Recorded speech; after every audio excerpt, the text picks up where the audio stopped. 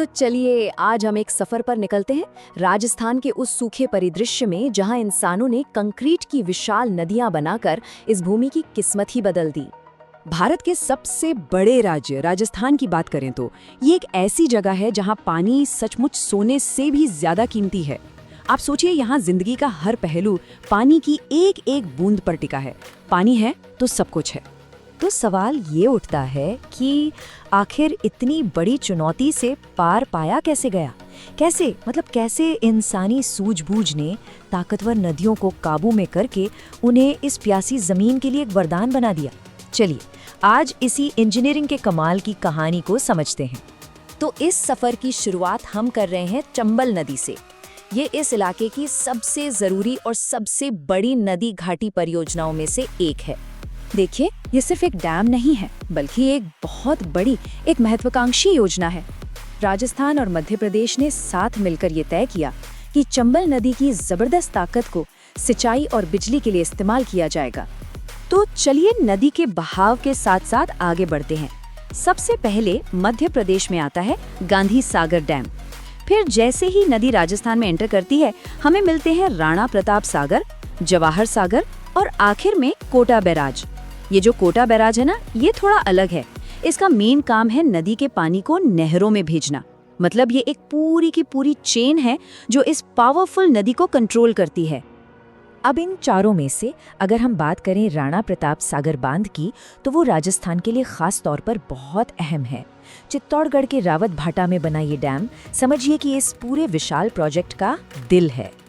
और यहाँ एक बड़ी दिलचस्प बात है, पता है 1970 में जब ये बनकर तैयार हुआ था तो ये अपने साइज का दुनिया का सबसे सस्ता डैम था। सोचिए, सिर्फ 31 करोड़ रुपए की लागत में। ये उस जमाने की इंडियन इंजीनियरिंग की काबिलियत का जीता जागता सबूत है।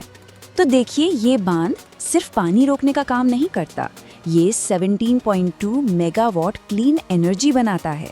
और इससे भी ज्यादा जरूरी बात ये है कि यही डैम कनाडा की मदद से बने राजस्थान के पहले न्यूक्लियर पावर प्लांट को पानी सप्लाई करता है। और हाँ, पानी स्टोर करने की कैपेसिटी के मामले में भी ये राजस्थान का सबसे बड़ा डैम है। चलिए चंबल से अब आगे बढ़ते हैं और राजस्थान के दूसरे इलाकों का रुख करते हैं।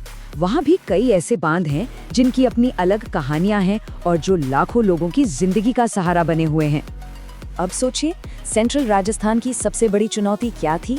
जाहिर है राजधानी जयपुर और अजमेर जैसे बड़े शहरों की प्यास बुझाना। और इसका समाधान क्या निकला? बीसलपुर डैम। ये बनास नदी पर बना है और आज ये राजस्थान का सबसे बड़ा ड्रिंकिंग वाटर प्रोजेक्ट है। अब हमारा सफर हमें ले चलता है पश्चिम की ओर, मारवाड़ के सूखे दिल में।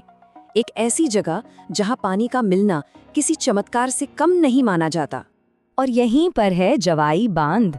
जानते हैं यहाँ के लोग इसे प्यार से क्या कहते हैं? मारवाड़ का अमृत सरोवर। ये नाम ही अपने आप में सब कुछ बता देता है ना।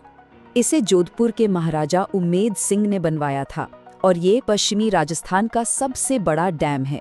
ये सिर्फ पाली और जोधपुर जैसे शहरों की प्यास ही नहीं बुझाता, बल्कि मगरमच्छों और लेपर्ड्स जैसे जंगली जानवरों के लिए भी एक बहुत जरूरी पनाहगाह है। अच्छा, अब जरा फटाफट कुछ ऐसी डैम्स पर नजर डालते हैं जो अपनी अलग ही इंजीनियरिंग और खासियत के लिए मशहूर हैं।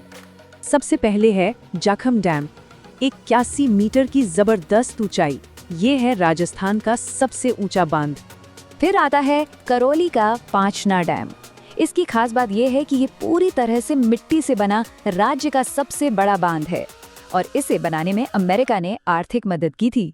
टोंक में एक डैम है, टोडी सागर। ये तो वाकई इंजीनियरिंग का एक अजूबा है। इसका डिजाइन इतना कमाल का है कि अगर इसके सारे गेट खोल दिए जाएं तो इसमें एक बूंद पानी भी नहीं बचता। कमाल है। और आखिर में बात करते हैं बांसवाड़ा के माही बजाज सागर बांध की। 3 किलोमीटर से भी ज्यादा लंबा, मतलब 3109 मीटर्स। ये है ऑफिशियली राजस्थान का सबसे लंबा बांध। तो मतलब साफ है, ये बांध सिर्फ पानी रोकने वाले कंक्रीट और स्टील के स्ट्रक्चर नहीं है, इनका असर बहुत ज्यादा गहरा और दूर तक जाता है। ये बांध खेती के लिए पानी देते हैं, हमारे घरों और इंडस्ट्रीज के लिए बिजली बनाते हैं, लाखों लोगों को पीने का पानी मुहैया कराते हैं, जंगली जानवरों को घर देते हैं और टूरिज्म को भी बढ़ावा देते हैं। सही मायनों में ये मल्टीपर्पज लाइफलाइंस है। लेकिन अब जैसे जैसे आबादी बढ़ रही है और क्लाइमेट चेंज का असर दिखने लगा है, एक बड़ा सवाल हमारे सामने खड़ा है। सवाल ये कि क्या ये कंक्रीट की नदियां भविष्य में भी राजस्थान की लाइफलाइन बनी रह पाएंगी?